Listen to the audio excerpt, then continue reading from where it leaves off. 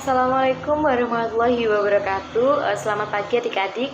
Sebelum kita memulai pembelajaran pada pagi hari ini, alangkah baiknya kita berdoa terlebih dahulu. Berdoa dimulai. Bismillahirrahmanirrahim. Raditu billahi robba wa bil islami dina wa bi muhammadin nabiyya wa rasulah. Rabbi zidna ilma warzuqna fahma.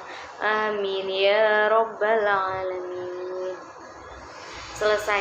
Nah, untuk tema yang akan kita bahas pada pagi hari ini tentang penaklukan kota Mekah atau Fatu Mekah. Nah, sebelum kita masuk pembelajaran pagi hari ini, bagaimana kabar kalian semuanya? Semoga kalian baik-baik saja. Nah, di masa pandemi seperti ini, kalian harus tetap semangat meskipun kita belajar online. Kalian akan mendapatkan ilmu yang bermanfaat dan orang tua kalian tidak akan sia-sia membiayai sekolah kalian. Nah, pada pembahasan penaklukan kota Mekah atau Fatu Mekah ini kita akan membahas tiga subtema. Yang pertama kita akan bahas tentang sebab-sebab terjadinya Fatu Mekah. Yang kedua kita akan bahas faktor-faktor keberhasilan Fatu Mekah.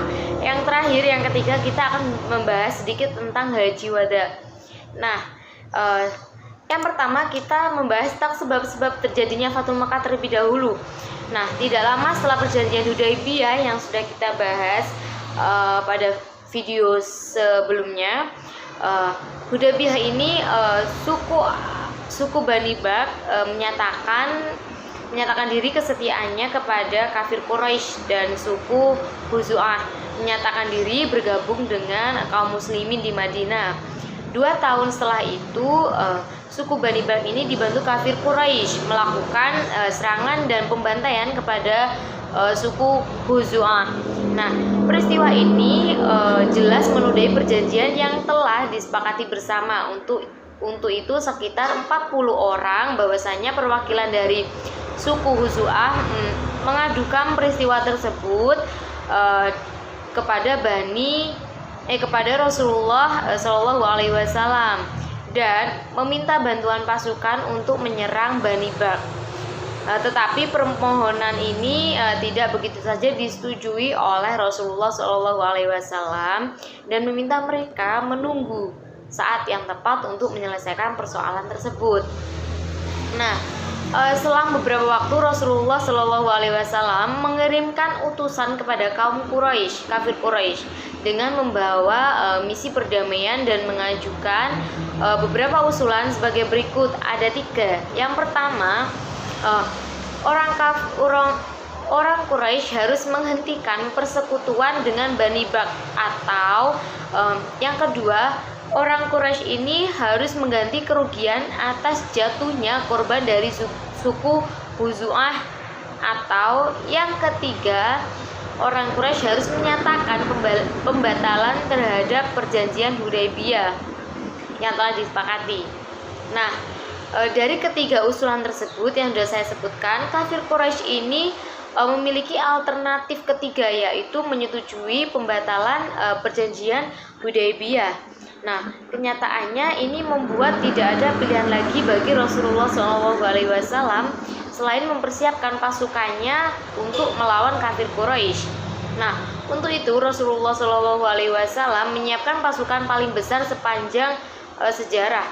Melihat keseriusan Rasulullah SAW dengan kesiapan pasukannya, Abu Sufyan merasa menyesal dengan menyepakati pembatalan perjanjian Hudaybiyah. Nah, Rasulullah SAW membagi pasukannya menjadi 4 bagian. Ada yang di utara, selatan, barat, dan timur, sehingga kota Mekah terkepung dari 4 penjuru. Nah, masing-masing pasukan memasuki kota Mekah mengikuti petunjuk dari Rasulullah SAW. Hal ini menyebabkan orang-orang kafir Quraisy tidak mampu melawan kekuatan umat Islam yang sangat besar tersebut.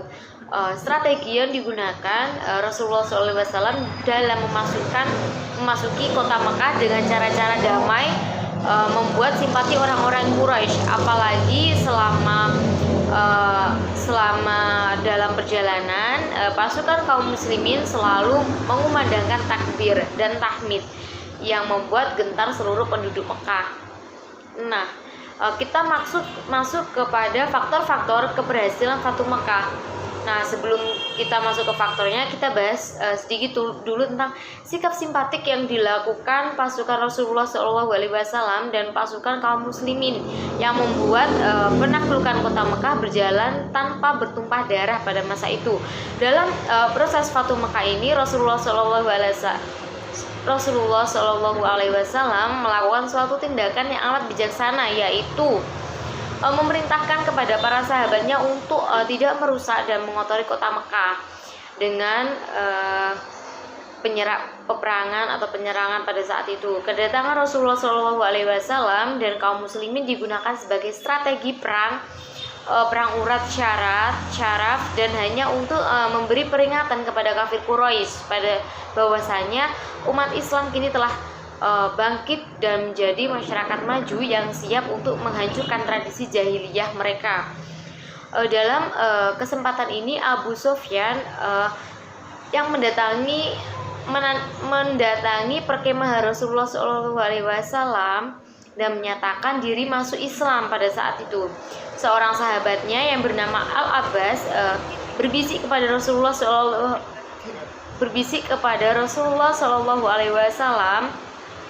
bahwa Abu Sufyan ini adalah seorang yang berbangga dan dipuji. Maka Rasulullah SAW ingin menggunakan pengaruh Abu Sufyan ini guna menghentikan supaya sementara kaum musyrik Mekah melamar Rasulullah SAW demi menghindari pertumpahan darah.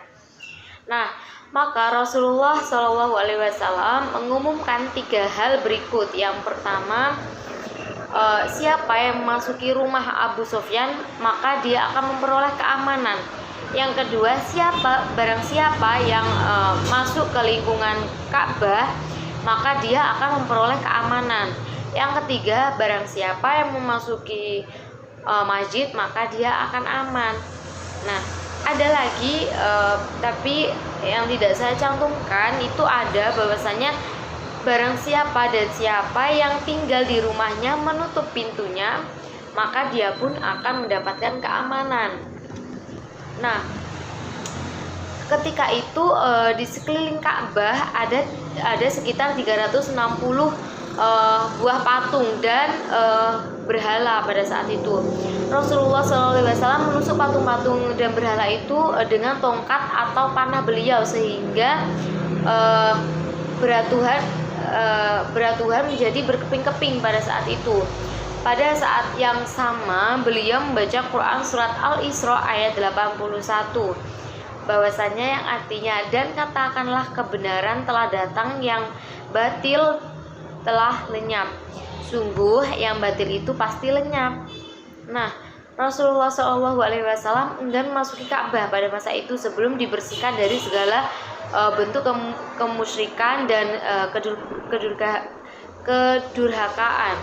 Beliau memerintahkan bahwasanya untuk menghancurkan patung atau gambar yang berada di dalam Ka'bah itu setelah bersih barulah beliau memasuki bersama Usamah, Bilal dan Utsman bin Talha, pemegang kunci Ka'bah.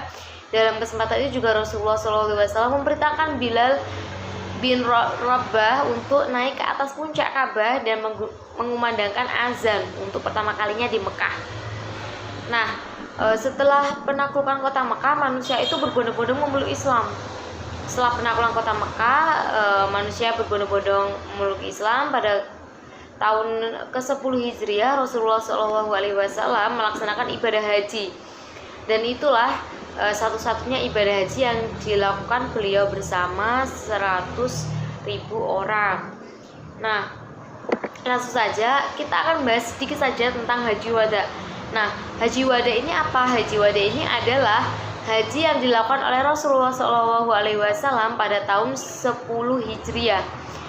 Ia dinamai demikian karena ketika ketika itu Rasulullah SAW berpamitan dengan umatnya dan menyatakan bahwa siapa tahu aku tidak lagi bertemu kamu setelah tahun ini.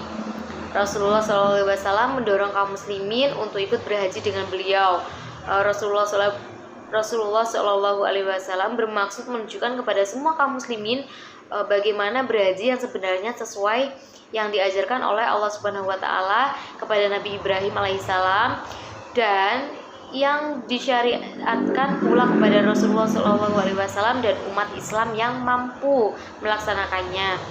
Ajakan Rasulullah SAW ini disambut antusias oleh seluruh kaum muslimin yang selama ini sudah memendam rindu dengan Ka'bah.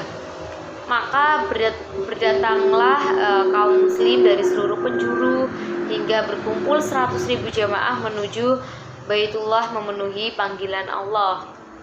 Nah, pada hari Sabtu tanggal 25 Dzulhijjah dan tahun 10 Hijriah, setelah sholat duhur 4 rakaat di Masjid Nabawi dan menyampaikan beberapa tuntunan ibadah haji, Rasulullah SAW beserta rombongan berangkat menuju Zi al-Hulaifah yang merupakan mikot penduduk Madinah. Pada hari ke-8 bulan Dzulhijjah, yaitu bertepatan dengan hari Tarwiyah, beliau berangkat menuju Mina dan sholat 5 waktu di sana. Pada paginya beliau menetap sebentar sampai matahari terbit, kemudian melanjutkan perjalanan hingga sampai di Arafah dan menemukan tenda yang telah terpasang di Namirah, di perut lembah di sekitar 144.000 manusia berkumpul di sekitar beliau. Nah, beliau pun bangkit untuk berkhutbah menyampaikan beberapa pesan dalam khutbahnya. Di sini ada 6. Yang pertama, janganlah berperilaku kasar dan aniaya kalian semua manusia terhadap istri-istri mereka. Yang kedua, jangan menuntut balas pembunuhan di zaman jahiliyah dan jangan riba. Yang ketiga, jangan saling membunuh dan jangan menjadi kafir sepeninggal beliau dan berpegangan pada kitab Allah Subhanahu wa taala dan sunnahnya supaya tidak tersesat. Nah, yang keempat, sesungguhnya tidak ada nabi setelahku dan tidak ada umat baru setelah kalian. Nah, yang kelima, hendaknya semua kaum muslimin saling bersaudara. Yang terakhir, tunaikanlah zakat kalian dengan lapang dada, dengan ikhlas. Nah, adapun haji Rasulullah SAW ini selain dikenal dengan nama Haji Wada, dinamai juga beberapa nama lainnya. Antara lain yang pertama, Hajat al-Islam. Kenapa kok dinamai Hajat al-Islam?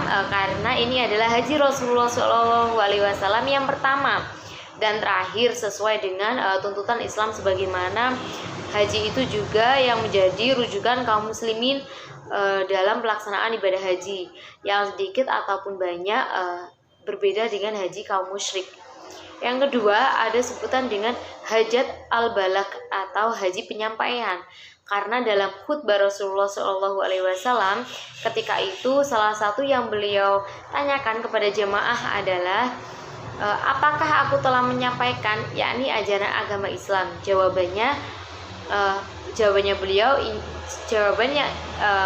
Jawaban beliau inginkan adalah menjadi saksi di hari kemudian bahwa memang beliau telah menyampaikan ajarannya. Yang ketiga, ada sebutan dengan Hajat at-Tanam atau haji kesempurnaan. Kenapa kok bisa disebut itu? Karena pada hari Arafah saat Rasulullah SAW itu wukuf, turun penegasan dari Allah Subhanahu wa taala tentang kesempurnaan agama dan kecukupan nikmatnya. Nah, sekembalinya dari haji wada pada akhir bulan Safar tahun 10 Hijriah, sekembalinya dari makam Baqi, Rasulullah SAW singgah di rumah Aisyah radhiyallahu an. Rasulullah SAW merasakan sakit kepala dan dan semakin lama semakin sakit. Hingga pada hari Senin tanggal 12 Rabiul Awal tahun 11 Hijriah atau bertepatan dengan tanggal 8 Juni 623 Masehi, beliau wafat di rumah Aisyah. Nah, mungkin itu yang sedikit yang mungkin Ibu bahas. Mungkin kalau kalian ada yang tidak paham, kalian boleh langsung sharing melalui via apapun, melalui WA ataupun telepon, bisa sharing kepada Ibu, bisa ditanyakan apa yang belum paham. Nah, terkait tugas nanti akan Ibu kirimkan melalui via WA dan kalian harus segera mengerjakan, karena agar kalian tidak lupa apa yang tentang Ibu sampaikan untuk kali ini. Nah, mungkin itu saja yang bisa Ibu sampaikan. Kurang lebihnya mohon maaf. Wassalamualaikum warahmatullahi wabarakatuh.